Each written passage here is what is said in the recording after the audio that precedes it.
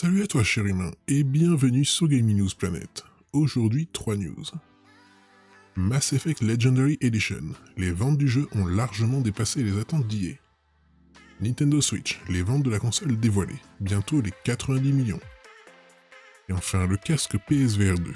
Des détails émergent après une discrète conférence de Sony.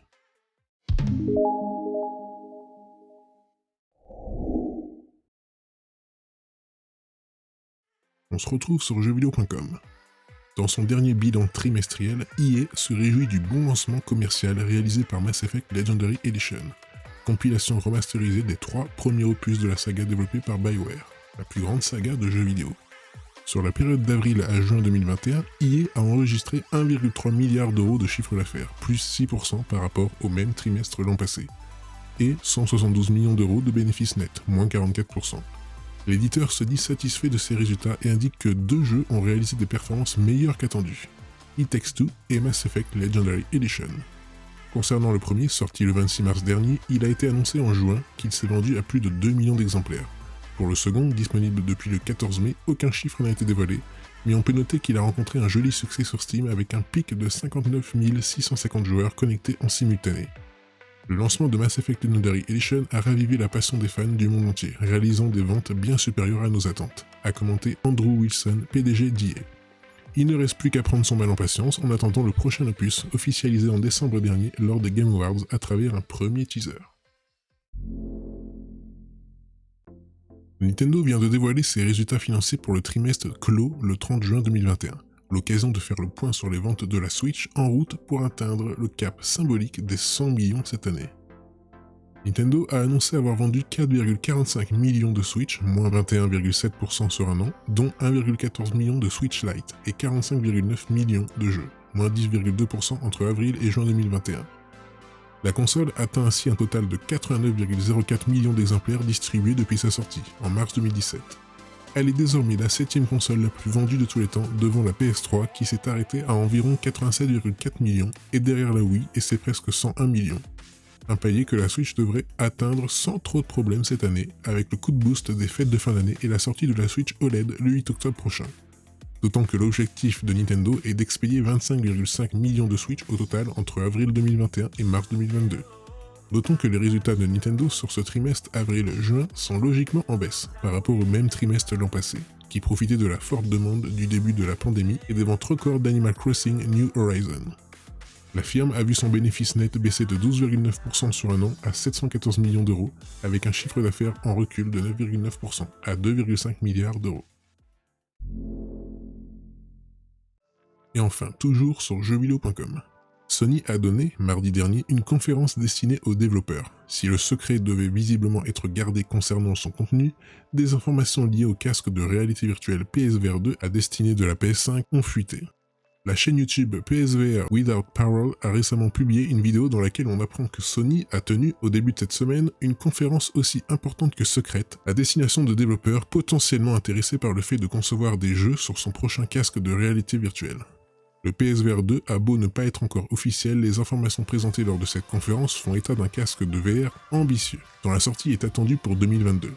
Il porte en interne chez Sony le nom de code NGVR pour Next Generation VR.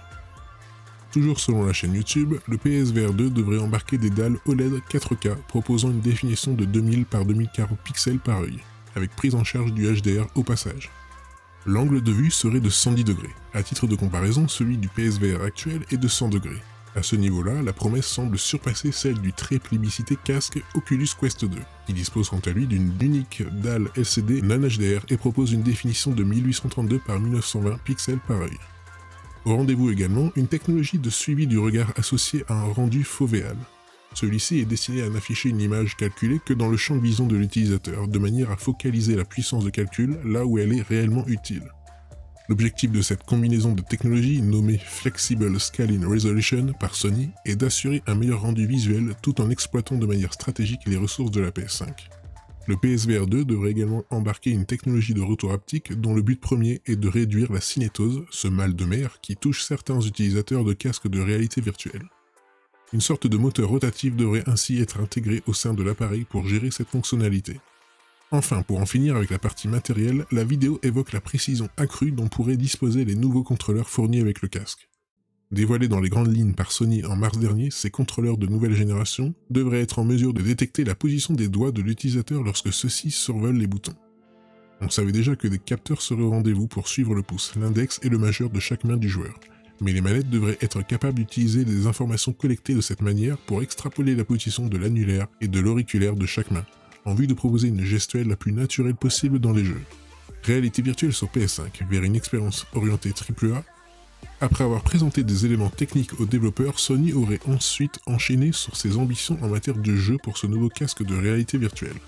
Si le PSVR a souvent été critiqué pour son catalogue se focalisant sur des expériences courtes et fermées en réalité virtuelle, à l'instar de titres comme Batman Arkham VR, 4Point ou encore Moss, pour n'en citer que quelques-uns, Sony lorgnerait désormais davantage sur les jeux hybrides. L'idée serait de disposer de davantage de titres comme Resident Evil 7, capables de proposer une expérience AAA avec ou sans casque de réalité virtuelle.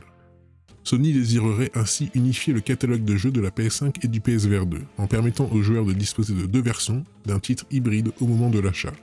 Libre à lui d'en choisir l'une ou l'autre à télécharger pour gagner de la place à l'installation. Des ambitions intéressantes qui ne sont cependant valables que si les développeurs décident d'aller massivement dans cette direction, ce qui peut poser de nouvelles questions concernant la nature même des jeux proposés sur la console de Sony, puisque tous les joueurs ne se prêtent pas à la réalité virtuelle. Enfin, la vidéo de PSVR Without Parole évoque le fait que la question de la rétrocompatibilité entre les jeux du PSVR de première génération et celui de nouvelle génération n'a pas été évoquée. En revanche, Sony aurait parlé de remasterisation, en indiquant vouloir faire des efforts sur ce point, ce qui peut laisser entendre que la firme a l'intention de ressortir les jeux populaires du PSVR sur PSVR 2, en faisant passer une nouvelle fois les joueurs à la caisse. Pour en avoir le cœur net, il va falloir attendre une communication officielle de Sony, mais dans la mesure où ce nouveau casque de VR n'est pas attendu sur le marché avant l'année prochaine, ce n'est sans aucun doute pas pour demain. Et voilà, c'est la fin de cette vidéo, j'espère qu'elle vous aura plu. Si c'est le cas, n'oublie pas de mettre un like, de t'abonner, d'activer la petite cloche et de me suivre sur Twitter. Et moi je te dis à la prochaine, cher humain.